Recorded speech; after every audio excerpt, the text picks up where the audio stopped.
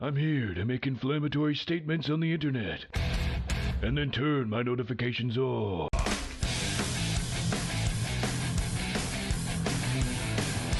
Yo, what's going on, people? So, for those that do not know, I made a little game called Gaming Journo Simulator, and it's available now on Steam. I have been working hard to make the game stable by getting feedback from the community and just trying to work hard. But what I didn't know is that there was a site called Game Critix and they had reviewed my game. I just wanted to make this video where I go through the review with everyone watching because it is a big deal for me that my game has been reviewed, and basically just want to share my opinion with everyone watching. I won't be going through the entire article. I will leave a link in the description box below. With that out of the way, let's jump in the video. Few games arrive already surrounded by controversy before most players have even touched them. Gaming Journo Simulator, released February 18, 2026 for PC and developed solo by Sunil Angel, is one such title, a career simulation wrapped in aggressive satire that places players inside the often chaotic ecosystem of modern games media.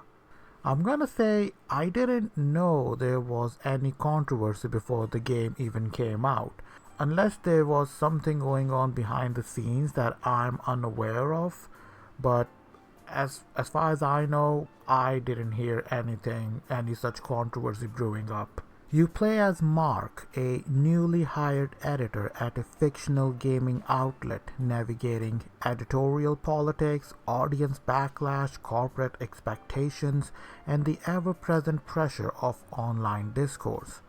The premise sounds simple, but the game's real ambition lies in forcing players to confront uncomfortable questions.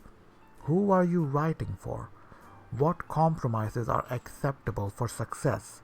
And is objectivity even possible in an attention-driven media landscape? That is an interesting point that the reviewer picked up on, because when you get the loading screens in the game, you will get these little helpful tips at the bottom of the screen, and one of them asks the player, do you even know what you're doing? And I think that question was very important to ask, like, are you pushing the message because you want to climb the corporate ladder, or do you actually believe in it? If you don't, then have you considered the damage you will be doing to the industry and to the fandom?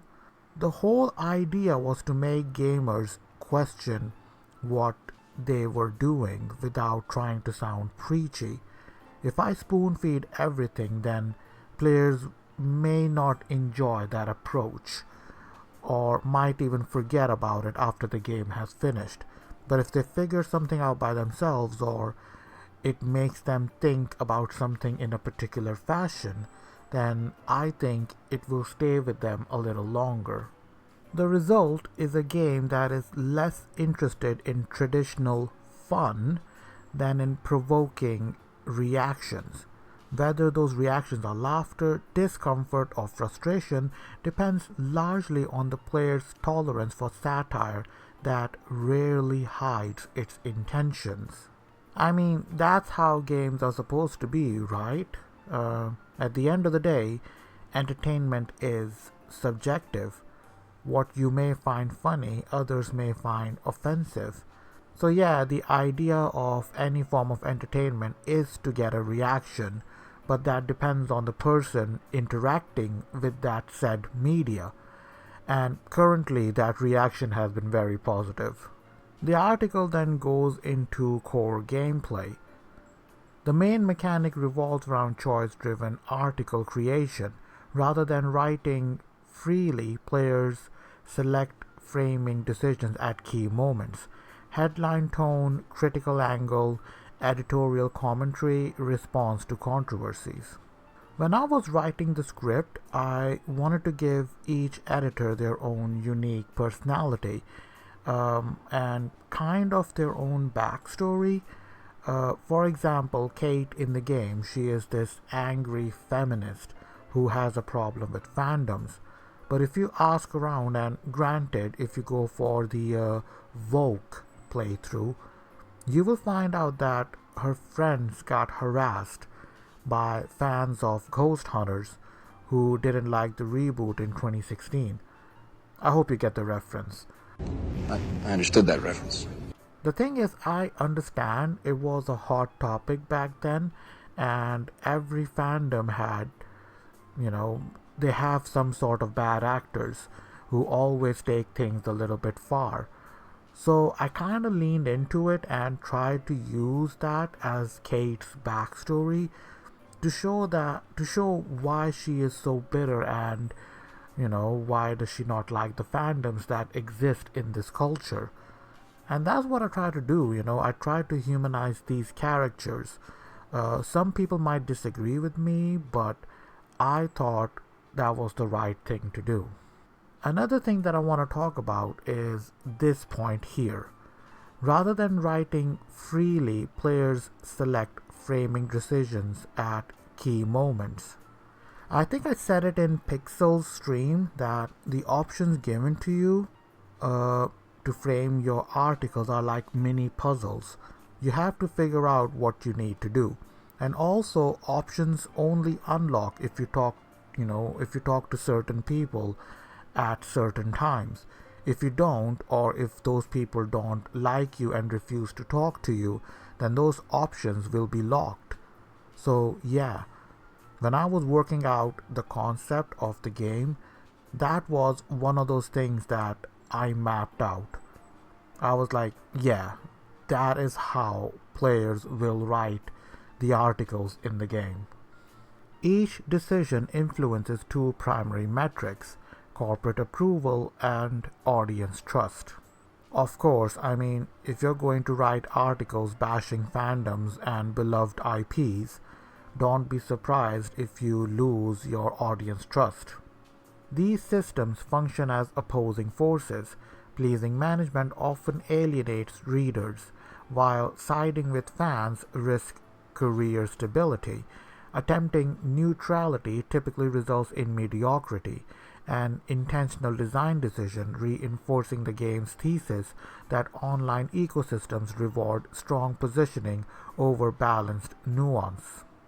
Well, that's the thing. The culture has become so... I'm probably gonna go with the word polarizing, that there is no space for nuanced takes anymore. That's my personal hot take. You can disagree with me, but that's my opinion. I'm gonna skip ahead in the review and jump to this section here. Career progression forms the long-term structure of gameplay, aligning with management grants access to exclusive previews, higher profile assignments, job security, industry connections. Going rogue opens different paths: independent journalism, alternate media fame, fan-driven success, increased instability. Neither route is framed as entirely correct. Instead, the game highlights trade-offs inherent in both approaches. Advancement often requires compromise, while independence demands sacrifice. I think anyone who is familiar with the inner workings of how gaming culture is nowadays, they can tell you that this statement right here is very true. Multiple endings emerge from these choices, encouraging replayability through ideological experimentation rather than mechanical variation. Couldn't have said it better than myself. If I, as a content creator who is covering a topic that is so politically charged, if I don't challenge the opinion of my audience or present a different outlook, then I kind of failed at it. This is where multiple playthrough feature came in. Of course, you don't need to see the other opinion and you don't have to explore it, but the option is there. That's what I wanted to do. I'm giving players the option. It's up to them if they want to explore it or not. Technically, the game runs smoothly on PC with minimal hardware demands. Load times are quick and bugs appear rare at launch. The interface occasionally feels cluttered during heavy social media sequences, but navigation remains intuitive overall. As a solo developed project, technical stability is commendable. Thank you, thank you, thank you. I actually talked about optimization and testing when I was on ABF's Off the Hip podcast. I'll try and leave a link to that stream in the description box as well. So basically, I didn't ask anyone to playtest the game before release. I knew the risks. I knew it would blow in my face, but my friends, they are not as politically charged as myself, and they are not as well versed in the whole culture war that is taking place online. So I decided to playtest it myself. So all I could do was release it and keep an eye on whoever plays it and try to get their opinions. But before that, I tested the heck out of the game. I made sure that it was optimized as possible, from level culling to level streaming volumes. I made sure that the game would run as efficiently as possible. So yeah, reading that in the review made me feel good about myself. At the end, the reviewer gave my game a 3.5, which I am very happy about. For my first game, a narrative-driven experience, I managed to snag a 3.5 rating. Bro, I am chuffed. I am happy with it. The summary at the bottom of the review reads, Gaming Journo Simulator is less a traditional game and more an interactive commentary disguised as one. It succeeds not only by offering complex mechanics, but by forcing players into uncomfortable decision spaces where every choice carries social and professional consequences.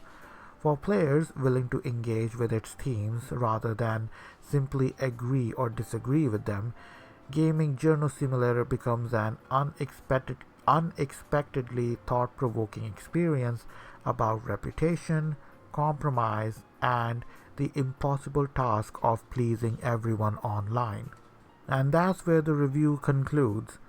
I'm going to say that I'm very happy with what I read. Shout out to Game Critix for publishing the review. I need to make it known here, I had no prior communication with Game Critix or anyone from that site. I never messaged them. I didn't even send them a game key or anything. So if anyone is wondering that I bought and paid for that review or something, hell no. If I could afford something like that, I would probably pay off my bills instead. Anyways, that's enough from me. Hope you enjoyed the video. Check out Game Critix and the review for yourself. They did list a couple of points that I think worked against my game, and I completely agree with them. So yeah, go on their site and show them some love. Go through the review for yourself. Yeah, I only went through some points that I felt like I need to talk about. Check out my game, Gaming Journo Simulator on Steam, and yeah, buy my game because I need to get me a robot waifu. Other than that, have a great day, peace out angels, and stay awesome.